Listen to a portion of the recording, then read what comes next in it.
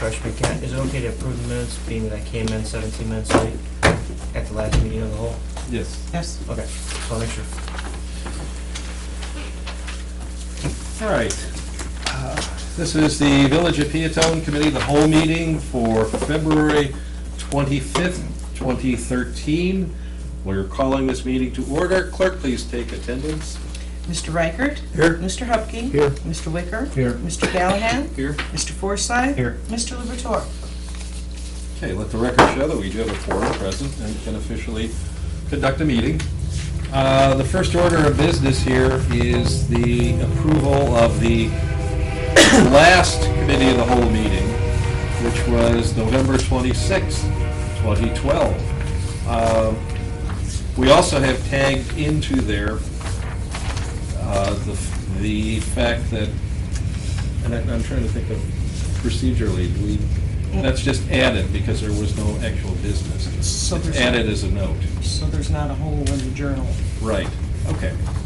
So I will ask for a motion to approve the Committee of the Whole meeting for November 26, 2012. Motion. Motion by Trustee Hupkey. Seconded. Seconded by Trustee Wicker. Clerk, please call the roll. Mr. Hupkey? Yes. Mr. Wicker? Yes. Mr. Callahan? Yes. Mr. Forsythe? Yes. And Mr. Reichert? Yes. Okay, minutes are officially adopted. We will note that we did start this meeting a few minutes late in anticipation of perhaps someone from the public showing up. The Committee of the Whole meeting has no subject matter technically that we had set up to discuss. However, I will open it up to a general discussion if there is anything that the trustees would like to discuss.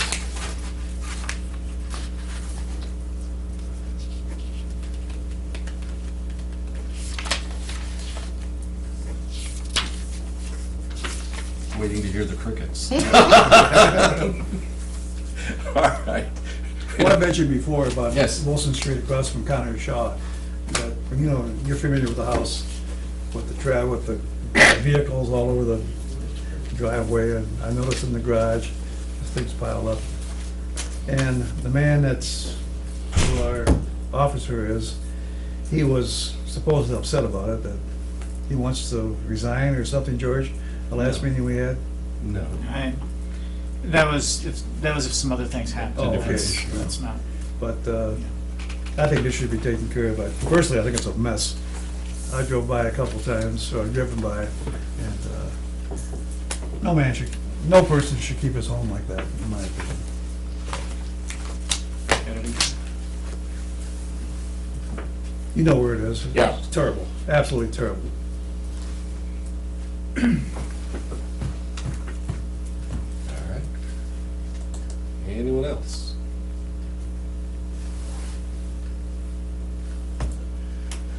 Okay.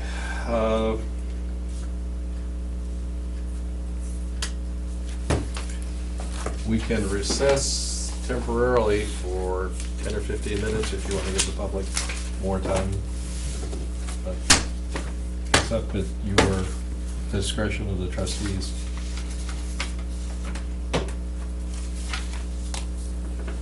I would make a motion that we recess for 10 minutes. Okay. Motion by Trustee Hupkey to recess temporarily for 10 minutes. Is there a second to that? Second. Seconded by Trustee Callahan. Clerk, please call the roll. Mr. Hupkey? Yes. Mr. Callahan? Yes. Mr. Forsythe? Yes. Mr. Reichert? Yes. Mr. Wicker? Yes. Okay. Motion passes. We are going to go in recession, recess for the next 10 minutes.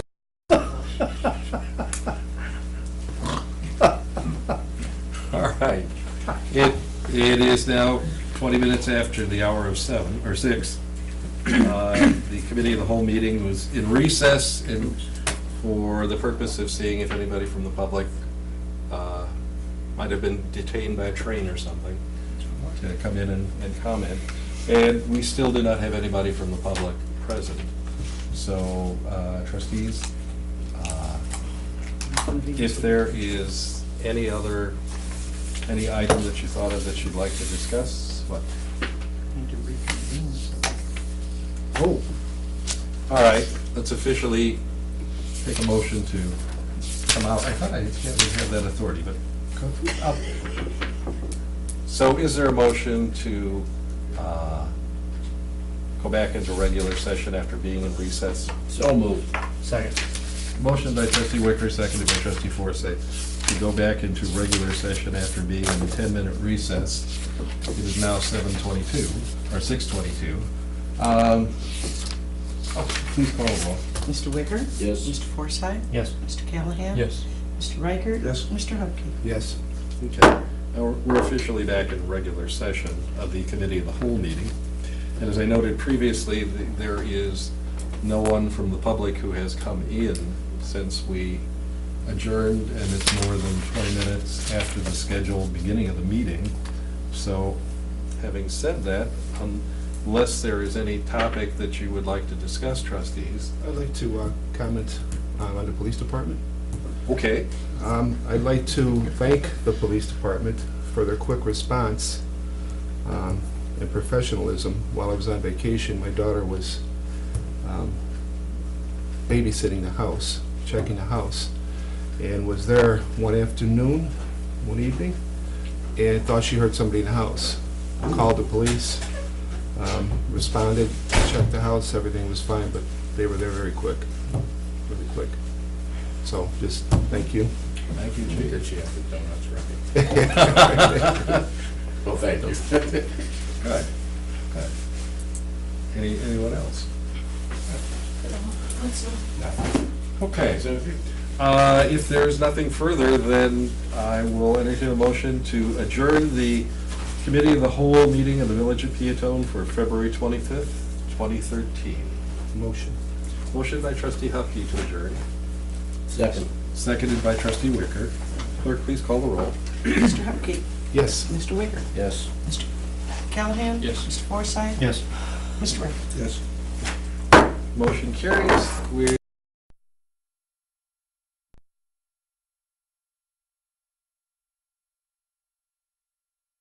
by standing and reciting the Pledge of Allegiance.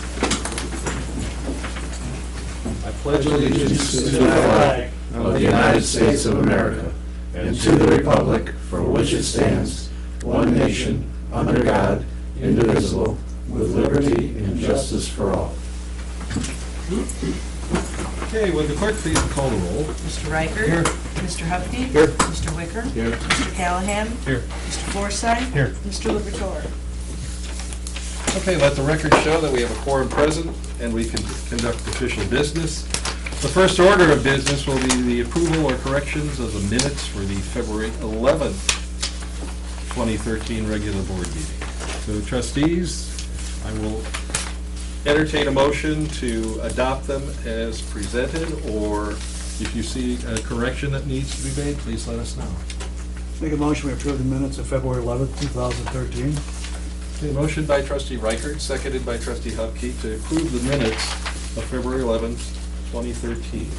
Clerk, please call the roll. Mr. Reichert? Yes. Mr. Hupkey? Yes. Mr. Wicker? Yes. Mr. Callahan? Yes. Mr. Forsythe? Yes. Minutes approved as presented. Next item is accounts payable and payroll. Nice total compared to some that we've had more recently, where we paid some major big bills. You have in your packet, trustees, the payroll for the pay period ending February 16th of 2013 in the amount of $47,111.20. You also have under accounts payable from the general fund bills totaling $30,788.55 and bills from the water and sewer fund totaling $1,770.94. The grand total for the general fund and water sewer bills is $32,559.49. I will entertain a motion to pay the bills. I make a motion, we pay the bills. Motion by trustee Wicker, seconded by trustee I'll second it. Reichert to pay the bills as presented. Clerk, please call the roll.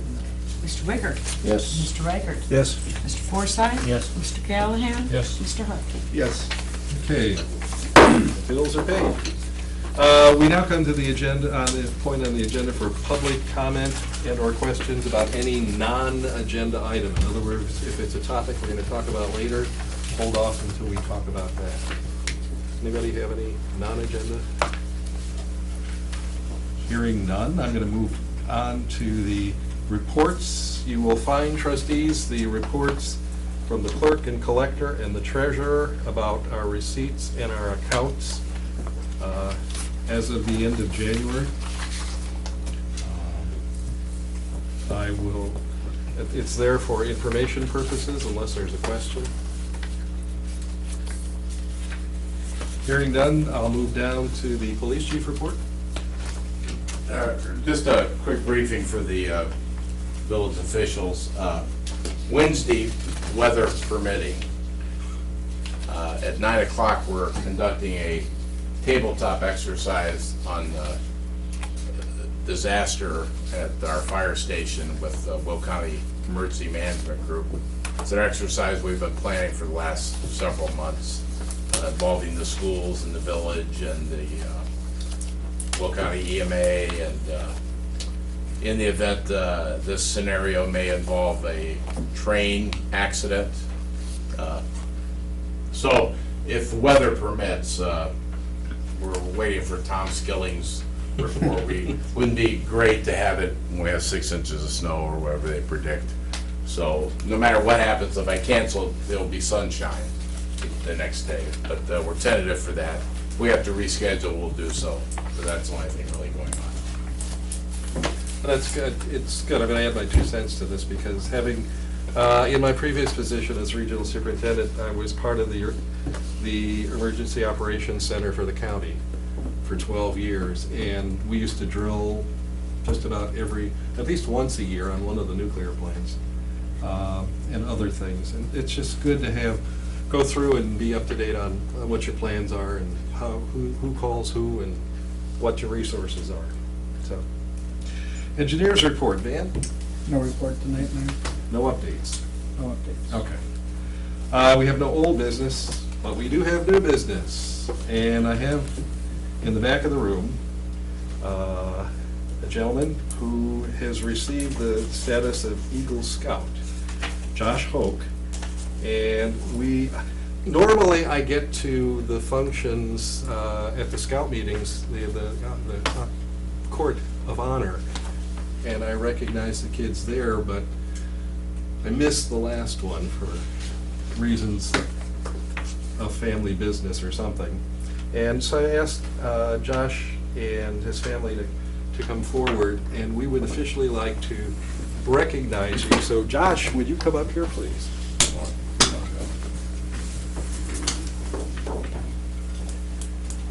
Come around this side.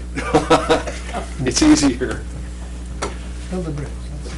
It's your job. Now, Josh, I've got to ask you, what was your project? Can you tell us a little bit about it? At the Park District, I erected a rather large display board for them to display their events and other things on. And it's a weatherproof one, if I recall correctly. Yes, sir. All right, Josh, this is a certificate in recognition of that achievement, and we'd also like to present you with a Blue Village pin. And I say the Blue Village pin because it's a pin that you cannot buy. You can only be given, and it's given to people who give service to our community. I'd also like to give you a village pin with the light on the end. This is always fun. And this certificate recognizing your accomplishment. We are extremely proud of all of our Eagle Scouts. Eagle Scouts are the people who become the leaders of our country. And you, sir, are on your way to be one. Thank you, So sir. congratulations. We'll do this. Bear with Is me. the flag okay behind us? Yeah. Okay. Give me one more. Push the button, Bill. Put the button on now. I got it. Okay, open the shutter. One with flash and one You just without. got me. Yeah. Oh, beauteous. They look beauteous. He has many talents. Again, thank you very much. Congratulations to you, and congratulations to your parents. His dad is one of our part-time police officers, and is also one of my former students from my teaching days. So it's always good to see how kids turn out. Congratulations, Josh. Now you gotta go back to the scout meeting. Next item of business on the agenda, and you don't have to stay for the rest of the meeting, it's okay if you don't want to. Unless you really want to earn the second government.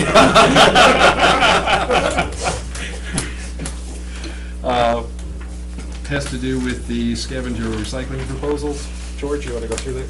The last meeting, the board received and reviewed proposals from 2 vendors for solid waste recycling services. The terms of the contract are 10 years with a fixed price schedule. The 2 different scopes of service were requested from each vendor: a proposal to include yard waste collection along with solid waste recycling, and a proposal to exclude yard waste collection.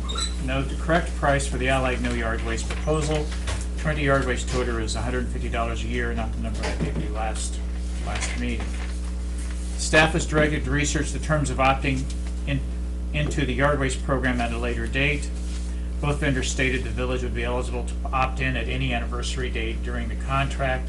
The yard waste cost would follow the proposed schedule. The contract should include both rate structures to avoid future ambiguity. Staff is also asked to research the lifetime of the existing chipper and leaf vacuum. The chipper was purchased in February of 2006. The leaf vacuum was purchased in August of 2008. Manufacturers of both pieces of equipment recommended amortizing a 15-year lifespan. However, the life of the units might be extended with larger maintenance expenditures, engine overhauls and that kind of thing.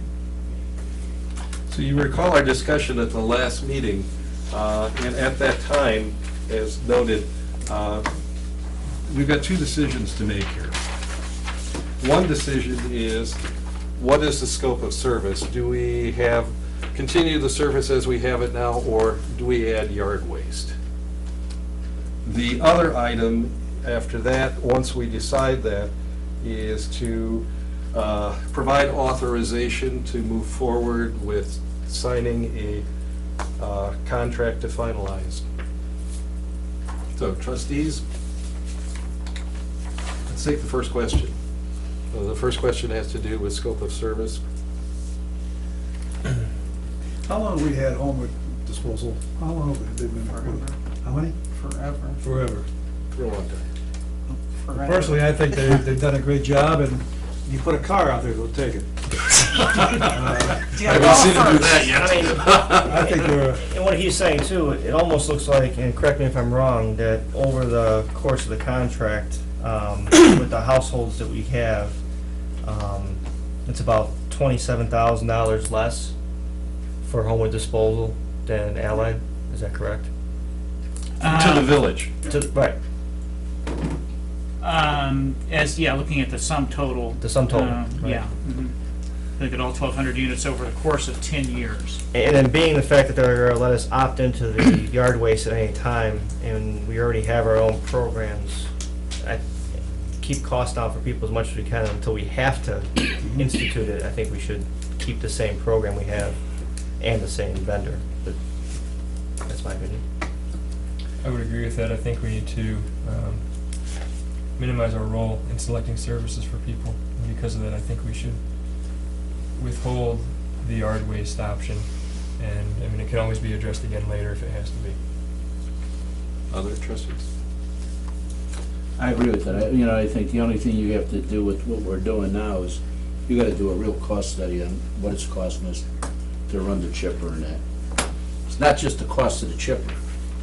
It's what it costs us to dump the stuff. And I think that probably in the future, we'll probably have to go, that's gonna be probably the cheaper way to go for the village than what we're doing now. Okay. I agree with So it appears to be the consensus of the board to move forward without yard waste at this time. So, as both vendors have indicated that they would allow us to opt in on the anniversary date anytime during the 10-year contract, that keeps our options open.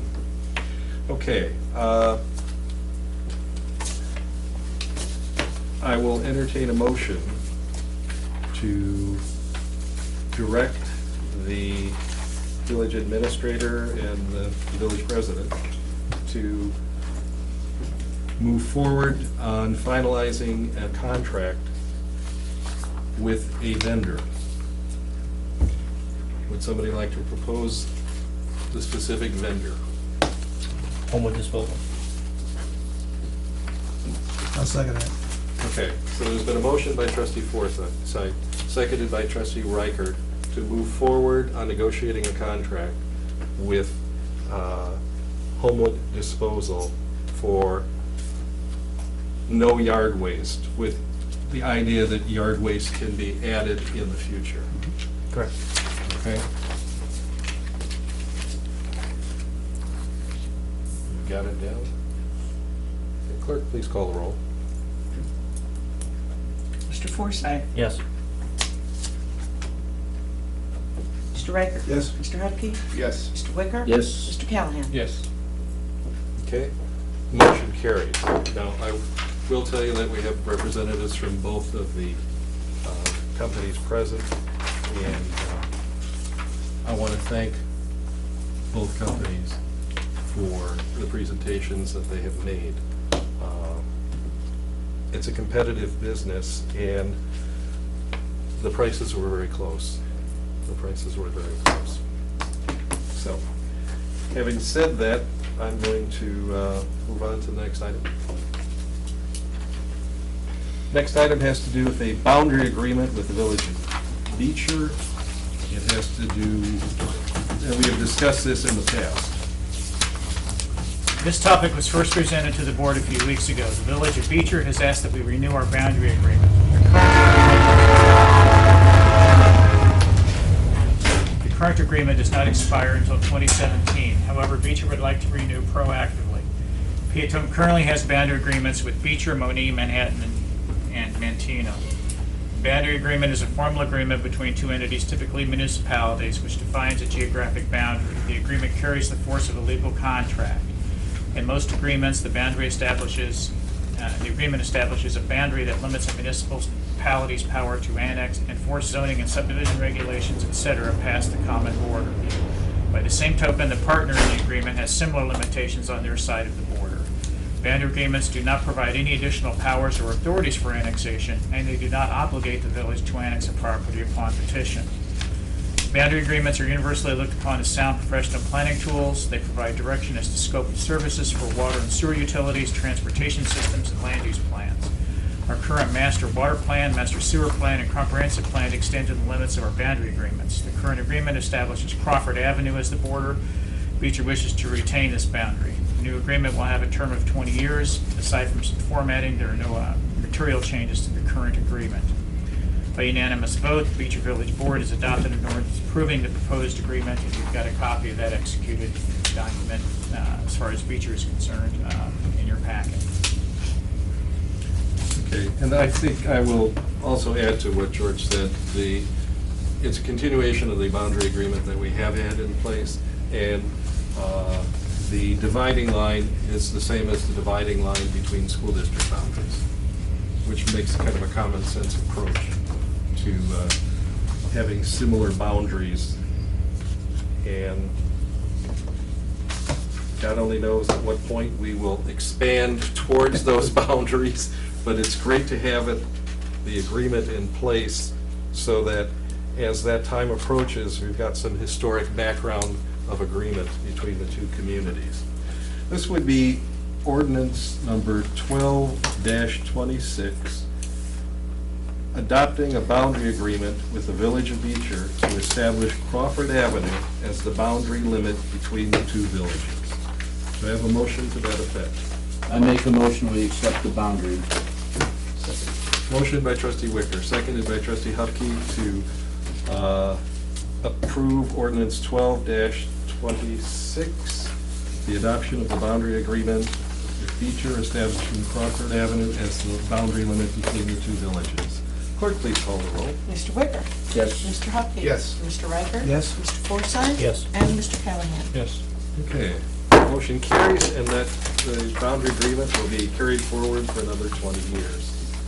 Next item has to do with updating our ordinances. And it's the Code of Ordinances.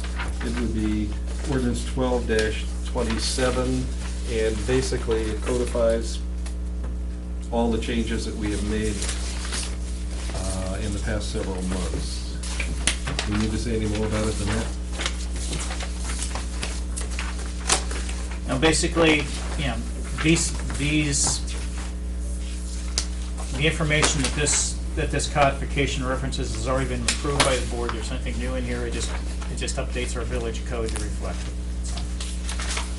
And it's a formality that we have to go through in order to officially change the code book, so to speak. Even though we've adopted all the ordinances mentioned. So, this would be ordinance 12-27, adopting the 2012 S26 supplement to the Code of Ordinances for the Village of Peotone. Do I have a motion to that effect? Motion?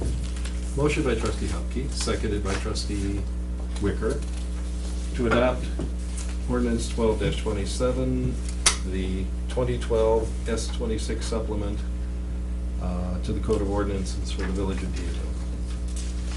Clerk, please call the roll. Mr. Hupkey? Yes. Mr. Wicker? Yes. Mr. Callahan? Yes. Mr. Forsythe? Yes. Mr. Riker? Yes. Okay, that is passed and adopted. Next item is purely a discussional item that trustee Hupkey has asked to bring up for discussion to the board members. So at this point, I'll turn it over to trustee Hupkey. I've taken the time to check several of our surrounding communities' fence ordinances. In the past, the subject's been a hot topic among previous board members in the community. I believe that this proposal will put to rest most, if not all, concerns. I feel that the present ordinance, as written, is outdated and somewhat costly to our constituents. Because of the present economic situation in this country, we, as public servants, need to help our residents enjoy their property without passing on any unnecessary cost to them. By cost, I am referring to the cost difference between a 5-foot and a 6-foot wood treated privacy fence. All the big box stores such as Home Depot, Menards, Fox Lumber, and Lowe's charge extra for the 5-foot wooden privacy fences because they are a special order. I'm proposing the following amendments to the Peotone's current fence ordinance. One, to change the current language to the following: 150.3037E. Change from current language to the following: chain links are prohibited. Wood fence should be cedar or composed of weather and insect-resistant lumber.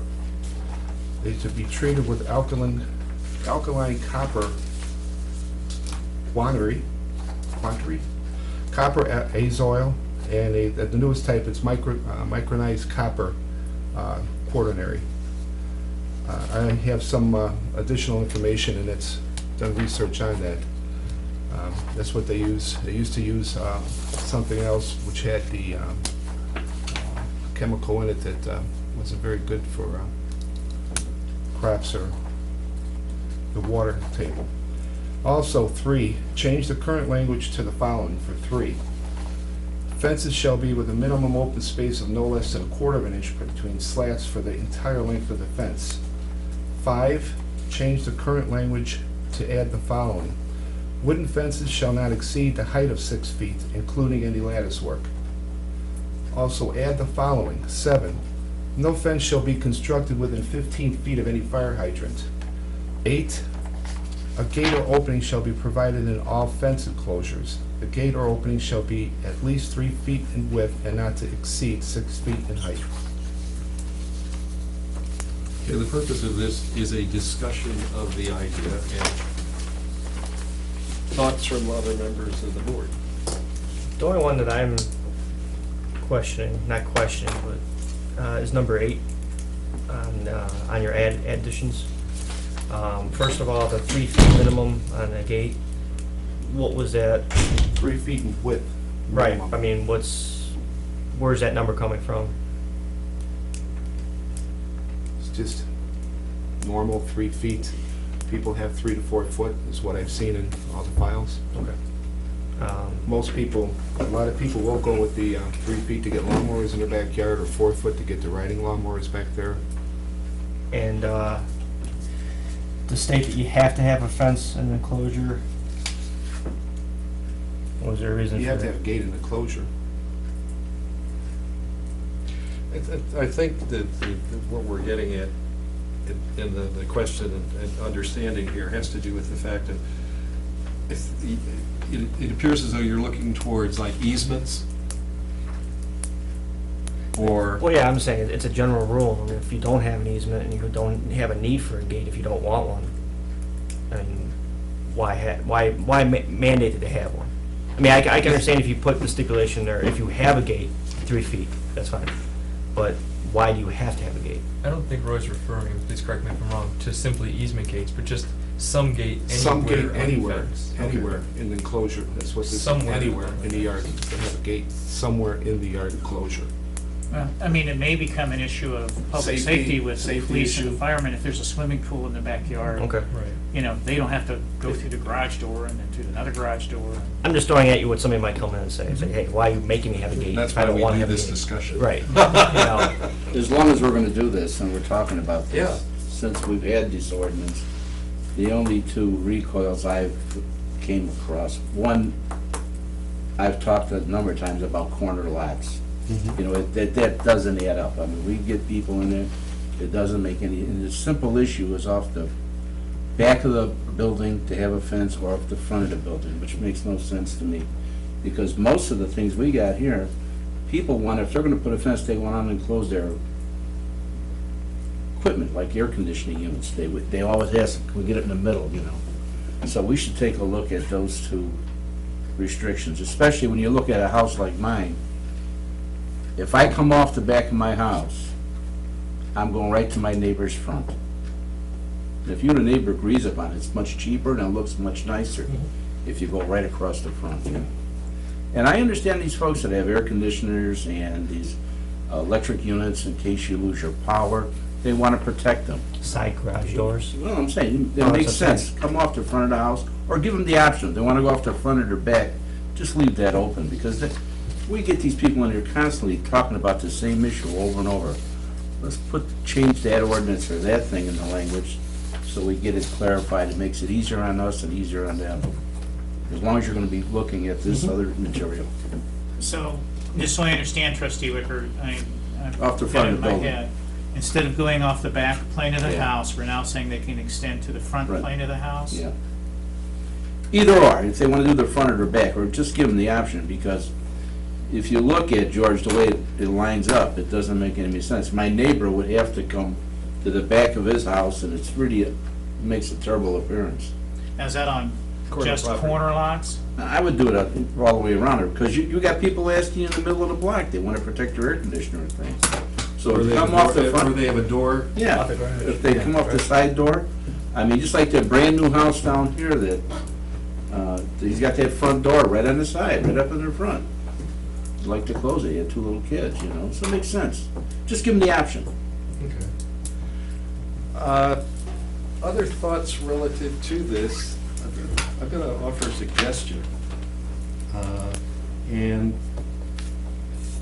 ideas like this, it looks like we're kind of opening it up to look at, based on what we have seen Based on over the past several experience, years, yeah. since we've changed it, what are some of the things that we can save people asking for it? Make things better. Yeah. That's the best way. All right, technically, anything dealing with construction type ordinances would go through the building committee, am I correct?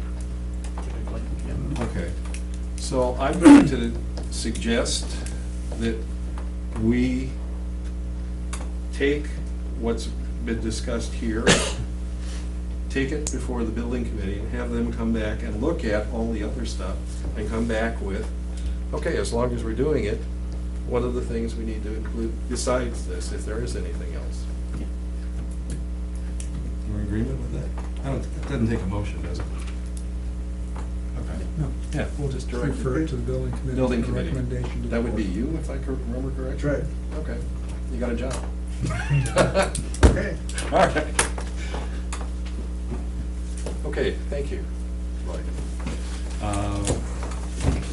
So that'll come up at the next building committee. There are no questions of the press.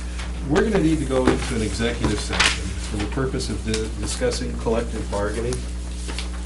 And there is no anticipated action that will be taken after that is over.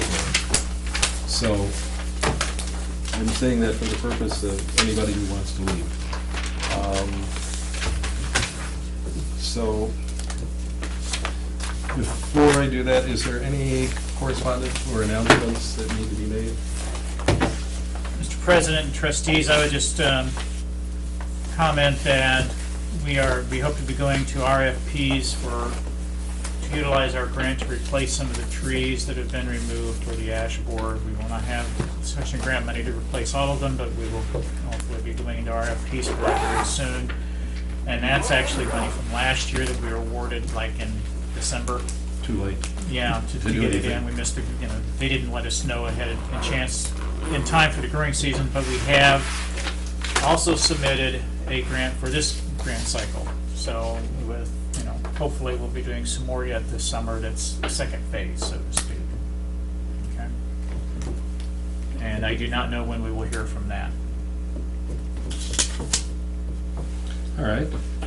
Dog tags are due February 28th. Wow. I thought we were done with all those. No, dogs are every year. All right. All right. No other announcements? All right, then I will ask for a motion to go into executive session for the purpose of discussing collective bargaining. Motion. Motion by trustee Forsythe, seconded by trustee Reichert, to go into executive session for the purpose of discussing collective bargaining.